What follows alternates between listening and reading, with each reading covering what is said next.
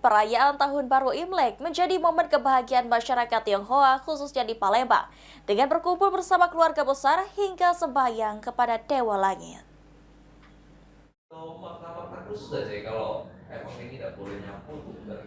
Menyambut perayaan Tahun Baru Imlek, PAL TV menyiapkan program Halo Palembang Spesial Imlek bersama Paguyuban Sosial Marga Tionghoa Indonesia Provinsi Sumatera Selatan atau PSMTI untuk mengenal lebih jauh terkait tradisi masyarakat Tionghoa dalam menyambut Tahun Baru Imlek.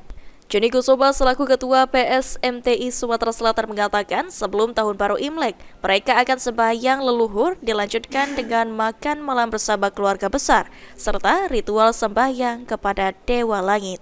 Sama seperti lebaran di umat muslim, pada momen Imlek ada beberapa menu yang selalu ada.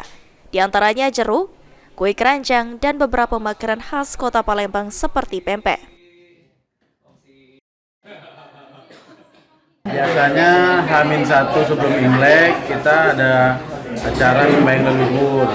Kemudian malamnya ada makan malam bersama keluarga besar, itu biasanya makan besar ya. Terus tengah malam biasa ada ini sembahyang ritual sembahyang Dewa Langit ya. Jadi tanggal 1 biasanya malam gitu, tengah malam. Khusus pada perayaan Tahun Baru Imlek, pakaian berwarna hitam dan putih tidak dianjurkan dipakai karena sebagai simbol bergabung atau kesedihan seseorang. Eki Saputra, PAL TV.